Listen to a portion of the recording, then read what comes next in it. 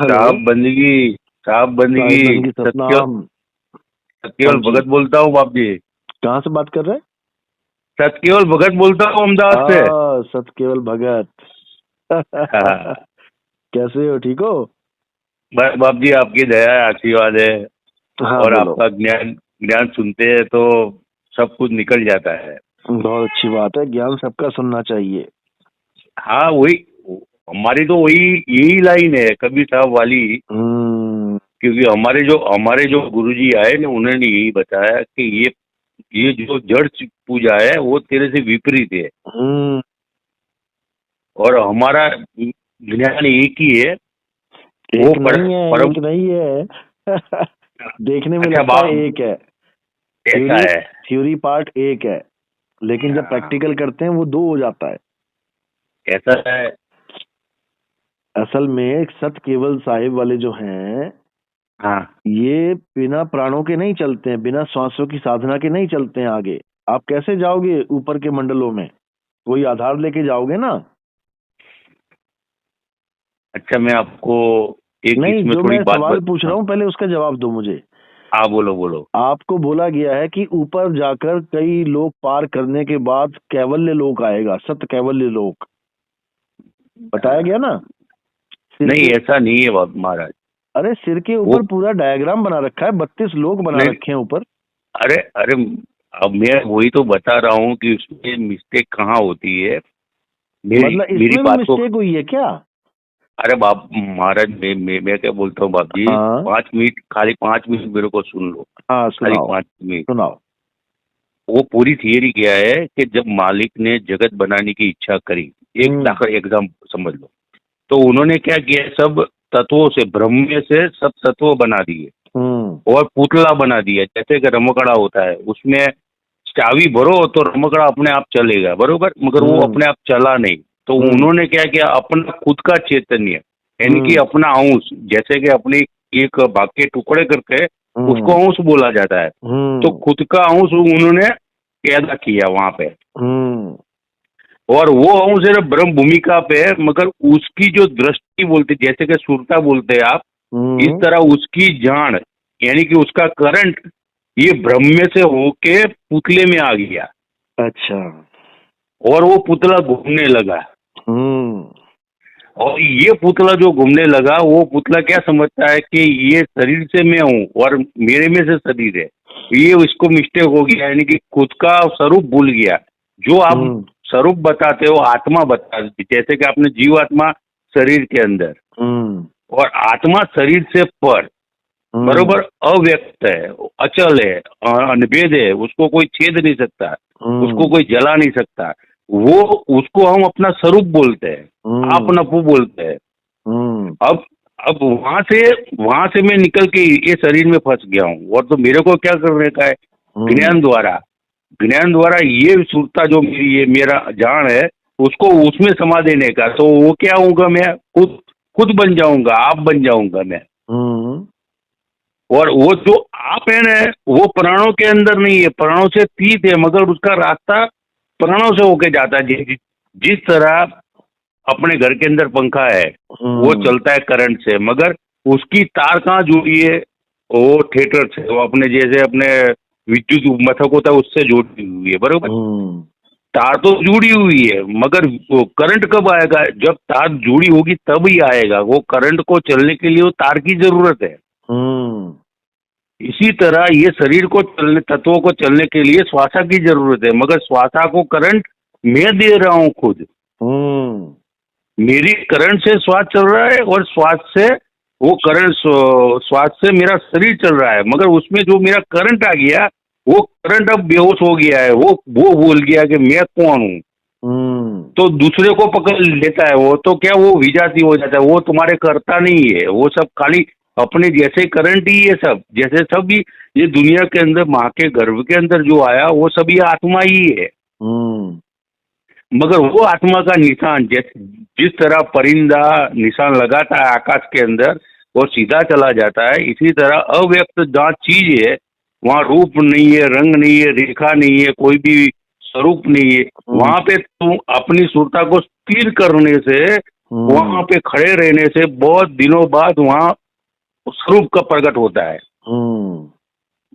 जिस तरह बोलते हैं कि जीव माया में प्रकटे, यानी कि वो प्रकट हो जाते हैं। मालिक, जिसको अपने मालिक भी बोल सकते हैं, अपना खुद का स्वरूप भी बोल सकते हैं, आत्मा भी बोल सकते हैं, वो वहां प्रकट होगी। और उसमें जो सुरता लग गई तो अंत समय में क्या है, ये जड़ों के अंदर तुम्हारी सुरता रहेगी नहीं, वहीं तुम चले जाओगे। और वो चीज कैसी है, सबसे न्यारी है। अब श्वासा में क्या है, श्वासा में सुरता लगेगी तो क्या होगा, श्वासा प्रणव है, वो जड़ है, तुम्हारे से जड़ है, वो स्वयं चेतन नहीं है। जिस तरह अपने सो जाते हैं, श्वास तो चलती है, कोई चोर आके चोरी कर गया तो श्वासा तो बताती नहीं है कि भाई ये चोर आया था। बिल्कुल, वो समचेतन है, अपने स्वयं चेतन है, श्वासा समचेतन है, और तत्व पूरे जड़ है। अच्छा, ये तीन चीज है। देखो, तत्व पूरे जड़ है, श्वासा समचेतन है, और अपने स्वयं चेतन है। तो अपने स्वयं जो चेतन है उसको चलने के लिए समचेतन का उपयोग करना। वो डायरेक्ट तत्वों को नहीं पकड़ सकता। आत्मा तत्वों को डायरेक्ट नहीं पकड़ सकती, उसको बीच के लिए समचेतन वाला भाग चाहिए। जैसा समचेतन को क्या बोलता है, आधा चेतन और आधा जड़। उसमें दो मिश्रण होते हैं। तो एक भाग में चेतन ने प्राणों को पकड़ा है, तो प्रणव चलायमान होके, वो चेतन होके वो प्रणव श्वास, वो शरीर को चला रहा है, पांचों देहों को। हेलो, हाँ, समझ रहा हूँ मैं। वो पांचों देहों को चला रहा है, बरोबर। अब इसमें क्या है कि पांच देह है, उसमें पांच तत्व है, मन, बुद्धि, अहंकार, चित्त और नचित। तो इसके अंदर जो कारीगरी है उसमें लोग फंस जाते हैं। वो बोलते हैं कुंडली जागृत हो गई, मेरे को ये सिद्धि मिल गई। कोई बोलता है ब्रह्मग्रह में चला गया, तो ब्रह्मग्रह में क्या है, ये 10 प्रकार के नाद होते हैं, जो अपने 10 प्रकार के नाद, पान, अपान, वायु, उसकी आवाज होती है, तो वो तल्लीन हो जाता है। वो बोलता है मेरे को परमात्मा की आवाज मिल गई। मगर ये शरीर से बाहर, प्राणों से भी बाहर वो चीज है। हाँ, बिल्कुल सही है, प्राणों से भी बाहर, लेकिन बिना प्राणों को पकड़े आप जा नहीं पा रहे ना। नहीं, अभी सुनो मेरी बात सुनो। आपने इतना अच्छा बताया, और आपने खुद भी ये बता दिया कि वहां पर 10 प्रकार के प्राणों की आवाज आ रही है। हाँ, और पकड़ भी प्राण ही रहे हो आप, श्वासों को पकड़ के जाना चाह रहे हो। वहां पे जो आधा चेतन है वो पूरे चेतन को कैसे उसको सहारा देगा, पहले ये बताओ। आप पूर्ण चेतन हो कि आप आधे चेतन हो? मैं पूर्ण चेतन हूँ। मगर चेतन हो तो आपका सहारा आधा चेतन कैसे बन सकता है? नहीं बन सकता। तो यही मैं कह रहा हूँ, जब आप प्राणों को त्याग दोगे ना, छोड़ दोगे, प्राणों की ये क्रिया है ही नहीं, और आपको गलती से प्राणों की क्रिया बता दी गई है, बस फर्क इतना है। बाकी सब आपने एकदम सही बोला साहब। मैं अभी थ्योरी पार्ट आपकी बिल्कुल एक्यूरेट है, बढ़िया है, एकदम फर्स्ट क्लास। लेकिन जो प्रैक्टिकल है ना, वो गड़बड़ कर रहा है। वही आप संतों की कृपा है। मगर मेरा कहने का मतलब क्या है, जो प्रणव बोलते हैं, प्रणव का एक रास्ता जहाँ खत्म हो जाता है। अरे जहाँ खत्म हो जाता है वहां से आगे आप कैसे जा पाओगे, पहले ये बताओ। जब आपको पूरी विधि नहीं पता, आप शुरुआत में गलती कर रहे हो। शुरुआत में ही आपने सांसों को पकड़ लिया ना, तो आपने जड़ को पकड़ लिया, जबकि जड़ को छोड़ना है। एक छुड़ावे एक लखावे, जड़ को छुड़ावे परम चेतन सत्ता लखावे। जड़ को तो छोड़ना है। जो श्वासा संग करे पयाना, 5 तत्व में जाए समाना। जिसने श्वासों को पकड़ लिया वो 5 तत्वों में जाएगा ही जाएगा, क्योंकि बीज रूप में हर तत्व दूसरे तत्व में शामिल है। ये 5 तत्व बीज रूप में हमेशा साथ रहते हैं। हाँ, तो इन 5 को त्याग देना है, सूरत से काम चलेगा। सूरत समाये शब्द में वाको काल ना खाए। एक भी सांस का नाम नहीं है, एक भी पत्थर का नाम नहीं है, वायु का नाम नहीं, जल का नाम नहीं, आकाश, तत्वों का तो नाम ही नहीं है भक्ति में। सूरत शब्द योग, यानी हमारे ध्यान को हमने कहाँ लगाना है? हमने शब्द में लगाना है, अपने सत्य स्वरूप में लगाना है। वो सत्य स्वरूप जो है वो अव्यक्त में पड़ा है। के मिलेगा, निहित तत्व है वो, बिना तत्व के मिलेगा, बिना शरीर पर ध्यान लगाए मिलेगा ना। श्वासों का ध्यान ओहंग सोहंग करते हैं ना आप लोग, ओहंग सोहंग का चलता है आपका, श्वास अंदर गई, ओहंग सोहंग, ये सब नहीं करना है। अरे महाराज, मैं अभी को वही बताने जा रहा हूँ, मगर मेरे को रोक देते आप। अच्छा बताओ। जैसे प्राण है, बरोबर, प्राण ओहंग और सोहंग, उसमें ऐसा बता गया है, जो सोहंग है ना वो परमात्मा का तन है, यानी कि बॉडी है। अब आप एक बात समझ लो, मेरा एक खुद का शरीर है, मैं इसके अंदर बैठा हूँ, हाँ ये शरीर पूरा पूरा जड़ है, मेरे से चेतन है। हाँ मैं निकल जाऊंगा तो ये शरीर की कोई वैल्यू नहीं, मगर जब तक मैं अंदर हूँ तब तक ये शरीर चेतन है। आप बोलोगे मैं आपको नमस्कार करूंगा, प्रणाम करूंगा, बिल्कुल पानी सही बात, पिलाऊंगा, बिल्कुल बरोबर। सही। इसी तरह जो सोहंग प्राणव है, जो व्यापक के अंदर है, उसके अंदर हंस बैठा जी, जैसे आपने बोला था ना, वो हंस शरीर तक हाँ हाँ हमारी हाँ पहुंच हाँ है, हाँ हाँ हमारी पहुंच हंस शरीर तक नहीं है। हाँ, जो हंस, वो शरीर के अंदर जो बैठा है चैतन्य। हम्म अब चैतन्य कैसा है कि उसको पकड़ नहीं सकते आप, उसको कोई वस्त्र हो तो ही पकड़ सकते हो। जैसे हम्म यहाँ से आत्मा निकल गई हम्म, तो दुनिया का कोई भी मटेरियल उसको पकड़ नहीं सकता, बिल्कुल सही है। मगर वो जानने के लिए वो शरीर के अंदर, यानी कि उसके पास कोई तत्व होना चाहिए जो तत्व से वो पकड़ा सकती है। हम्म तो ये प्रणव, जो शरीर, जो प्रणव है, वो प्रणव बंद हो जाता है जहाँ पे स्थिर हो जाता है, यानी हम्म कि इसकी हद पूरी हो जाती है। जिस तरह पानी होता है समुद्र का, हम्म समुद्र का पानी पूरा हो गया तब किनारा आता है, बरोबर। हम्म पर जब समुद्र में मैं चलूंगा तब उसका किनारा आएगा ना। इसी हम्म तरह वो चीज को बताने के लिए संज्ञा दी गई है कि भाई श्वासा जो है वो जहाँ पूरा हो जाता है, क्योंकि वहाँ छिल्ला तत्व श्वासा है। हम्म अपना अपना छिल्ला वस्त्र जो अपने बोलते हैं उसको श्वासा है, उसके अलावा कुछ नहीं है। और हम्म श्वासा के बाद सब वस्त्र चढ़े पंच तत्वों के, ये उतारते उतारते श्वासा का छिल्ला वस्त्र उतर गया तो वो अपने स्वरूप में हो जाएगा। हम्म ये कहने की जो समझने की जब है ना, वो उसमें थोड़ा मिस्टेक हो जाता है। और दूसरे लोग क्या करते हैं, श्वासा को ही जपते हैं, श्वासा पे नाम जपते हैं, श्वासा को रमण करते हैं, श्वासा को ही अपना स्वरूप मान लिए, मगर वो चलता फिरता तुम्हारा स्वरूप नहीं है।